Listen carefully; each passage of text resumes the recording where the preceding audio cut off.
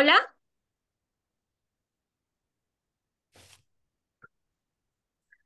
buenas tardes a todos nuestros televidentes que nos siguen en su programa Asesoría Legal en Acción.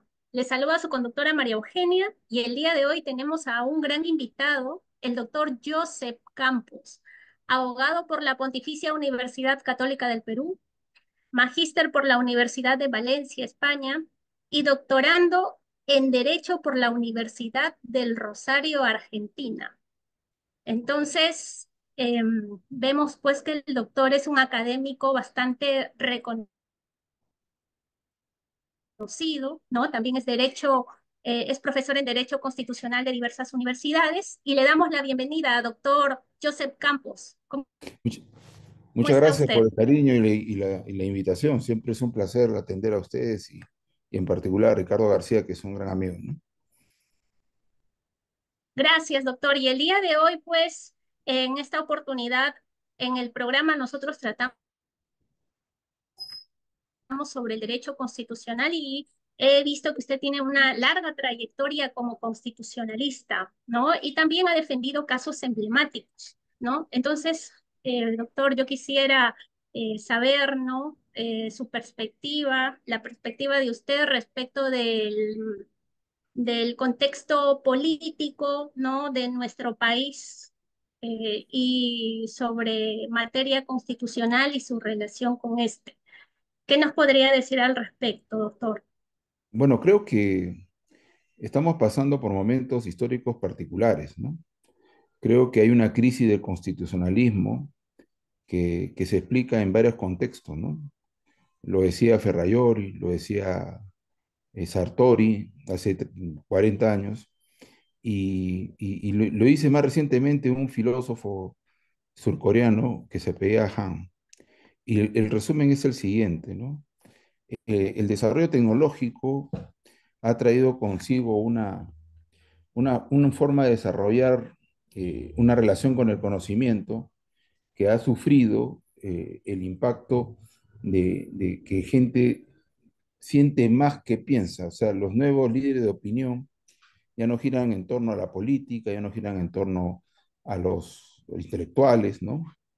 Por ejemplo, ayer ustedes han podido ver en Lima lo que puede convocar un streamer, ¿no? O sea, lo han nombrado 2 horas alcalde de Lima, y ciertamente eso que normalmente era parte de una dimensión lúdica de la vida se ha convertido en algo importante. Entonces, la crisis del constitucionalismo, que es la hija de la razón, es hija de la ilustración, de la racionalidad, sufre el impacto de un mundo que cada vez más siente que piensa, que además les gusta sentir y que el desarrollo tecnológico cumple una función fidelizadora que tiene una explicación hasta matemática, algorítmica, ¿no? El algoritmo de las redes sociales quiere que la persona no lo deje, que no dejes el X, que no dejes el Facebook, que no entonces te va alimentando información que sintoniza con lo que te gusta. Y eso provoca una serie de circunstancias donde probablemente te puede activar parte de la inteligencia, pero como es tan abundante la información que nos llega, tanto y simultáneamente, que no tenemos espacio para la reflexión y sin reflexión no hay ni aprendizaje ni conocimiento. Y por otro lado, se ha desarrollado una cultura donde se cree que los deseos son derechos, que lo que queremos son derechos automáticos. Y hemos creado una relación con eso que ha generado, particularmente en el Perú, una crisis que ha terminado, por lo menos circunstancialmente, el anteaño pasado, cuando frente al golpe de Estado de Castillo, eh, por lo menos ya no hemos permitido que la calle te quite y te ponga presidentes. Eso que suena popular y consecuentemente bueno, en realidad muy malo. Los estados constitucionales no se gobiernan por la popularidad. Los estados constitucionales se gobiernan por los límites que impone la Constitución. Y todo el antecedente que he dicho es simplemente para establecer que cada vez somos menos susceptibles a los límites. Creemos que lo que queremos es un derecho. Creemos que lo popular puede derrotar cualquier cosa. No, los estados constitucionales, el parámetro es la Constitución. Y la Constitución quiere gobernar hasta ese pueblo que está dentro del proceso político que supuestamente debe gobernar. Entonces ya hemos hablado de asambleas constituyentes, etcétera, y eso provoca una crisis de fondo, ¿no? Que esperemos que por lo menos esta estabilidad dentro de lo inestable que hay por lo menos nos enseñe a que en los estados constitucionales los mandatos no solamente incluyen a las personas, sino a los plazos. Y es fundamental, creo que eso ya está apareciendo, ¿no? Gracias, doctor Joseph. Ha mencionado el Estado constitucional de derecho, ¿no? Y también el contexto político respecto de lo que sucede y del populismo que puede abordar, ¿no? Que puede influir, pero el Estado constitucional de derecho, el Estado constitucional y democrático de derecho implica entonces que los ciudadanos, ¿no? Por ejemplo, al momento de elegir a sus autoridades, pues las respeten para el periodo constitucional que se indica, ¿no? Es excepcional que haya, por ejemplo, lo que ha estado sucediendo en los últimos años con el Perú, ¿no? Usted sabe que antes los presidentes pues cumplían su mandato constitucional y desde hace algún tiempo eso se cortó y salió una causal, ¿no? Para que finalmente hacía que ingresara otro presidente, ¿no? Y pues se desestabilizara este aspecto político y también se cuestionara este aspecto democrático, porque si elegimos a un presidente por 5 años y después hay una situación política que hace que los presidentes no cumplan todo su periodo, entonces ahí me parece que se estaría debilitando. ¿Usted cree que esta situación del Perú le genera ese debilitamiento democrático constitucional? ¿Cómo ve usted esta situación? Completamente de acuerdo. Antes los gobiernos se interrumpían por golpes de Estado francos. O sea, venía un militar, votaba el civil y se acababa el régimen democrático. Ahora no, ahora hay un discurso, una narrativa que sostiene que lo popular es lo que definen las cosas en los estados constitucionales. Y si es popular votar a un presidente, entonces es constitucional. Eso es falso. Eso es completamente falso. El tema está en que eso provoca una esquizofrenia política, porque la gente los vota, los abuchea a los políticos, al presidente de los últimos, hemos tenido 6 presidentes en 6 años. Y la gente lo abuchea, lo vota como si no hubiera tenido ningún tipo de responsabilidad en el poder que tienen estos funcionarios. Ningún político, ni el congresista, ni el presidente toma un taxi y dice, ¿sabe qué? Llega a Palacio, yo quiero ser presidente. No, la elección popular. Y es un método que la Constitución habilita para que tenga el poder. Pero la primera responsabilidad es del ciudadano. Entonces, ese ciudadano se vuelve esquizofrénico. Al comienzo, uy, sí, este es El Salvador, y de repente al rato está que dice lo contrario. Y lo que es peor es que no se advierte el fenómeno eh, de modernizador de la tecnología, que es muy sencillo además desarrollar o impulsar determinadas líneas de opinión. Entonces, a ver, justo, a ver, imaginemos que ocurra una situación, un robo fundamental de todos los recursos de tu vida. Seguramente tu primera intención es desaparecer al ladrón, desaparecerlo, pero no puedes, pues. Y está bien que no puedas, ¿no? Porque la justicia en las constituciones no tiene una dimensión vindicativa, no es una venganza, es justicia, es cómo le das exactamente lo que corresponde. No esa frase, hay que aplicarle todo el peso de la ley, no, lo que corresponde nomás, no, no más, no menos. Pero eso forma parte de un ejercicio donde además ese ciudadano es presumido inocente. Y acá no, eso se ha destruido. Entonces, ese tema ciertamente creo que es fundamental. El enfoque inicial es importante porque nuevamente así aquí se entiende que yo puedo sacar presidente, que yo puedo con una toma de carreteras, te puedo presionar. No, no. La política exige tensión, negociación, pactos, acuerdos. Todo eso supone la política. Pero hoy la política ha pasado, no estoy de acuerdo, me mento la madre y después me disparo. así escala directamente. No existe un espacio para la conversación, para la negociación como supone la política. Y eso tiene un costo altísimo. Pero claro, también es cierto que con cargo a solamente señalar un antecedente histórico, esta crisis política de las organizaciones políticas tiene por lo menos 30 años de arrastre, ¿no? Cuando en su momento, por más que hayan sido buenas las intenciones o malas, ¿no? Eso no está en discusión. El primer objetivo que tuvo el gobierno de Fujimori fueron las organizaciones políticas. Las organizaciones políticas de ahí no se han levantado. No se han levantado porque lo único que tú ves cada vez, cada 5 años, es que se juntan perro, pericote y gato, pero lamentablemente sin un San Martín. Entonces, en ese escenario, lo que pasa es que la política no solo se debilita, sino se convierte, en vez de desarrollar un espacio de lealtad, de común sentimiento para hacer algo por el país, se convierte en una disputa donde el presidente está siendo horadado por el vicepresidente, y a su vez el otro, y a su vez el otro, y a su vez el otro. Entonces, el sentido comunitario que probablemente tenga un problema con el desarrollo de la tecnología nuevamente, porque claro, las redes sociales te hacen la percepción que tú no necesitas a la política para tomar decisiones colectivas. Pero mira, María Eugenia, con eso te explico para que entiendas el problema que ocurre. Cuando tú convocas por una red social a una manifestación, antes tú tenías que en esa manifestación habían portavoces. Entonces tú podías juntar a los portavoces, esos portavoces normalmente organizaciones políticas, y tú llegabas a entendimientos y estos portavoces salían, ya, no vamos, ya está solucionado, ya hemos llegado a entendimiento más o menos. Eso cuando existe organización, vasos comunicantes, intermediación. Cuando no ocurre eso, porque te fuiste porque te lo dijo la red social, no puedes llegar a un entendimiento. Y la política, el Estado constitucional sufre. ¿Por qué? Porque no se racionalizan los conflictos. Ahí habrán 10.000 personas con 10.000 motivos para estar en la reunión.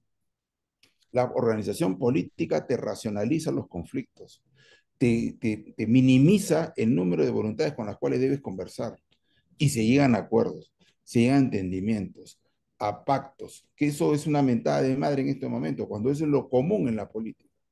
En la política no se desarrollan buenas intenciones, se desarrollan intereses, interés del grupo LGTB, interés de los madereros, interés de los mineros, interés de los deportistas, interés. Ese es el mundo del Estado constitucional. Entonces, pero acá se ha generado una narrativa donde eso es malo y que menos mal, a nivel macro, eso se está discutiendo.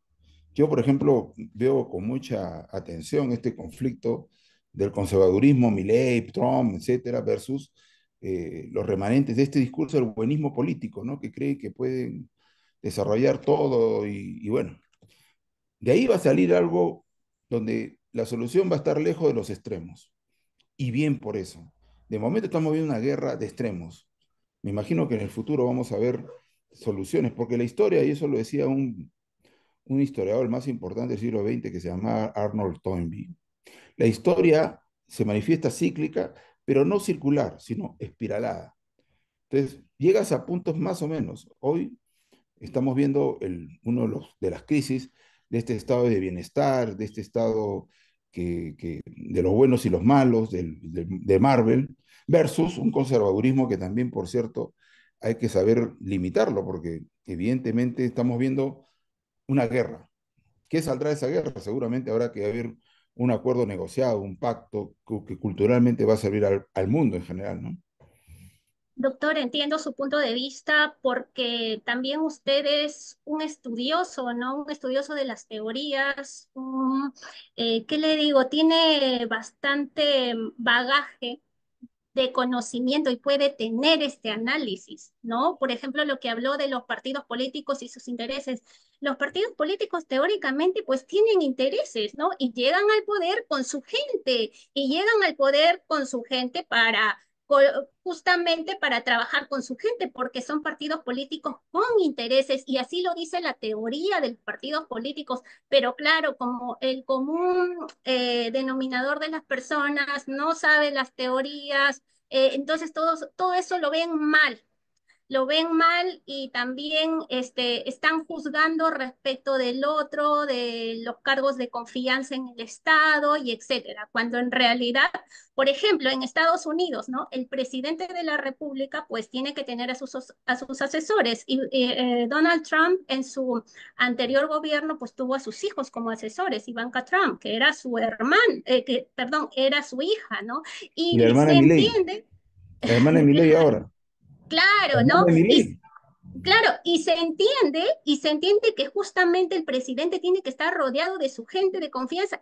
La Constitución de Estados Unidos lo permite. Permite que el presidente se rodee de su gente de confianza, así sean familiares. Porque también es lógico, si tú tienes un familiar excepcional que te puede ayudar, por ejemplo, en el planteamiento de un mejor gobierno, pues bienvenido sea, no porque sea tu familiar, tú lo vas a tener que estar desligando de que te pueda asesorar muy bien y encima confías en esa persona, pero aquí el tratamiento es otro, ¿no? Parece que yo creo que es por también el desconocimiento, la bibliografía, doctor, que se consume también, eso he visto, la bibliografía que se consume solo es nacional en las universidades, no consumen bibliografía internacional y eso es bastante limitante porque limita el desarrollo, la evolución de nuestras instituciones, ¿no? Por ejemplo, lo que usted decía, ya tenemos una crisis en el Perú.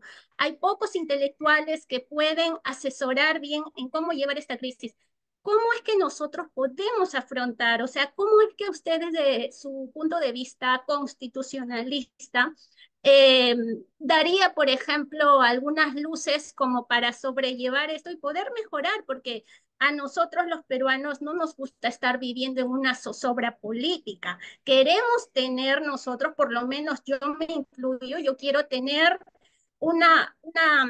una visión de mi país de acá a 10 años y que sea pues mucho mejor y que estemos en camino hacia un desarrollo concreto, ¿no? También veo que el rol de las instituciones juega mucho, ¿no? No sé si usted podría explicarnos algo al respecto, porque si existe una crisis, pues el rol de las instituciones respecto de cada competencia que éstas tengan, tendrían que venir y respaldar lo que debe ser. ¿No? No crear más desorden, ¿no? ¿O Claro, cómo mira, usted mira, ve María la Eugenia, situación? tú has dicho antes que se me vaya porque has dado un tema muy importante, con el ejemplo de Ivanka Trump, con el ejemplo en anterior de las hijas de Trump, eh, la hermana de Milei. A ver, ¿sabes qué? Me te voy a decir algo que va a sonar horrible. La peor desgracia de una familia es que, en una familia peruana, es que en el seno de su familia aparezca un presidente de la República. En vez de ser el más alto honor, es el peor problema que existe. El peor problema.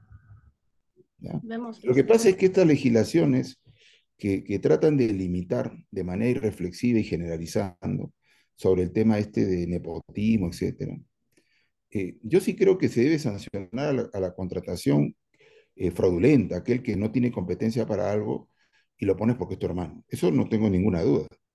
Pero si tienes una persona, primero, por ejemplo, ¿no? Imagínate cuál es el daño, ¿eh? Yo te lo digo porque he conocido no solamente por el caso de Dina Boluarte y su hermano, anteriores, porque me ha tocado también tener algún acercamiento con algunos expresidentes.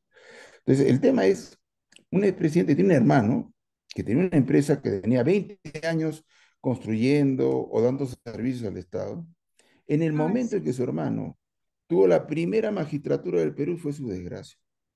No puede contratar, no puede hacer trabajo. Es una desgracia, es una desgracia. Y si nos ponemos en este momento en el ejemplo de Nicanor Boluarte, mira, yo te digo lo siguiente, el caso este, y solamente lo hago a manera de reflexión porque no soy el abogado de ese caso penal en Nicanor, pero los prefectos siempre fueron representantes políticos eh, en el Perú. Cuando San Martín nombra a Ribagüero como prefecto de Lima, el título era presidente de Lima y había presidente de Arequipa, presidente de Ica, presidente, porque era su representante, ya que en cada lugar, por ejemplo ahora, hay un gobernador regional que es elegido popularmente. Tienes un alcalde con otras funciones que es elegido popularmente. Y el presidente del país tenía que poner en cada lugar su prefecto. Pero más aún, ¿no? Para efecto de que todavía se comprenda mejor, cada parlamentario que existe en el Congreso tiene un coordinador parlamentario en su lugar. ¿Y por qué lo tiene en su lugar?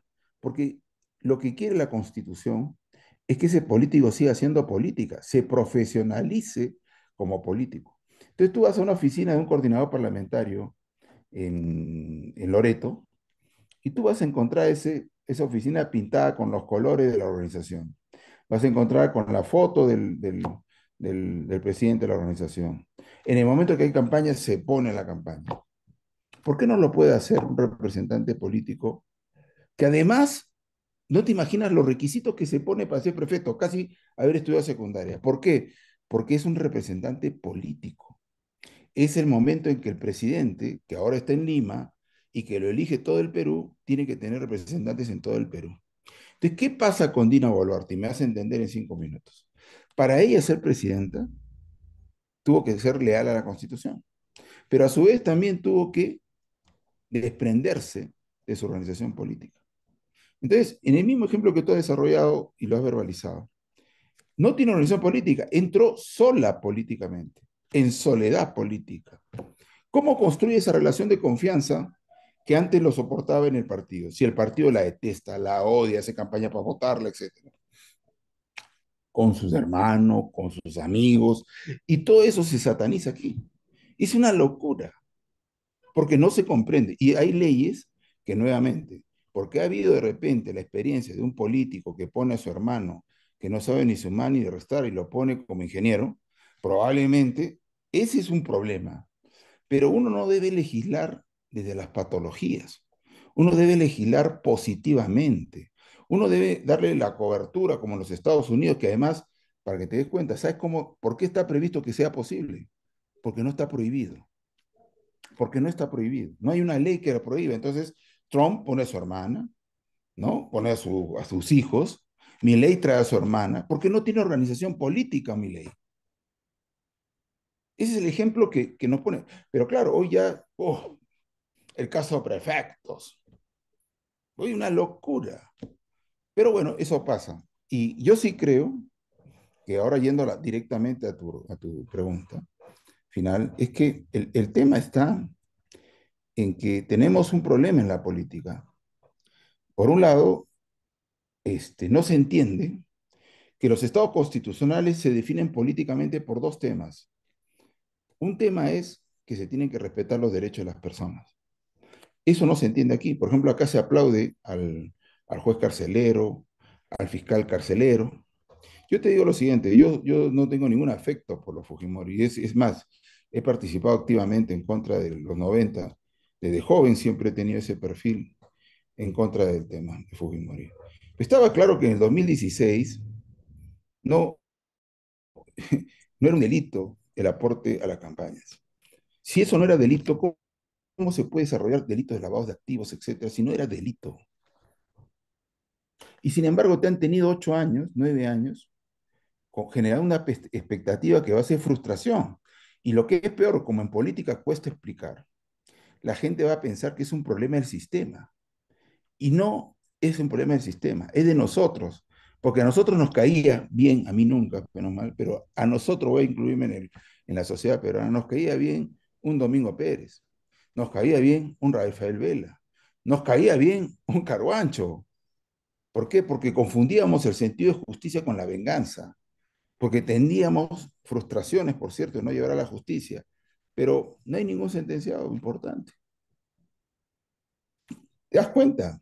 O sea, acá lo que tiene que aparecer es en algún momento hacer Claro, una fuerte guerra contra el populismo y enfrentarlos. Gracias por esta oportunidad para hablarlo, porque yo los detesto, porque yo creo que tanto el buenismo político, esos que han estado gobernando medios, espacios, como los populistas en serio y directo, son enemigos de las democracias constitucionales, que en realidad tienen dos acepciones. La democracia es el autogobierno y lo constitucional es que ese autogobierno tiene como límite lo que dice la Constitución. Por eso es que no es correcto que lo popular sea constitucional. No es correcto que la voz del pueblo es la voz de Dios. Es la voz de mucha gente nomás. No, no, no, no, no, no metamos a Dios acá, respetémoslo. Tranquilo. Eso se tiene que acabar. Acá tú comprenderás, ¿no? A alguien seguramente por haber robado hasta eh, la muleta a un cojo, ¿no? A una persona con discapacidad que no tiene una pierna, nos puede provocar una violencia emocional que pueda querer llevar a destruirlo. Pero no podemos, pues, porque los estados constitucionales aportan a la vida la proporcionalidad. Si alguien te roba un pan, no lo puedes meter como Jean Valjean, una cárcel perpetua. Exactamente, Es una exactamente. locura. Perdóname Eh, que me desplaye. doctor, muy interesante, doctor, la perorata que ha dado. Verdaderamente a mí me encanta oírle. Espero que haya una próxima oportunidad porque esto que usted dice, ¿no? La voz del pueblo es la voz de Dios. Tiene límite, doctor. O sea, no debemos confundir el populismo, como bien lo dice usted, porque la voz del pueblo es la voz de Dios para justamente tener su asamblea constituyente, elegir a sus representantes, tener su asamblea constituyente, dar la constitución a su país y una vez que la da, respetar, Claro, se acabó. respetarla, Se porque respeta. ese, esa es su voz, esa es la voz que ha escrito, es la voz de Dios y tiene que respetarse la constitución. Yo también, para mí, eso me queda clarísimo. Yo soy siempre donde voy, principal defensora de la Constitución. La Constitución tiene principios que debemos respetarlos, ¿no? A mí me encanta la Constitución española, por ejemplo, ellos ahí sus principios son muy claros: justicia, libertad, igualdad, pluralismo político. En esos principios nos regimos y justamente nuestros actos tienen que ir ahí, ¿no? Porque vamos a tener otros casos que ya más adelante podremos enfrentar, pero nosotros siempre con nuestros principios rectores constitucionales para resolver nuestros casos concretos. Esta crisis política sí me preocupa a mí bastante porque hace mella, eh, siento que vulnera nuestra democracia, estamos débiles democráticamente porque nuestro Estado es un Estado constitucional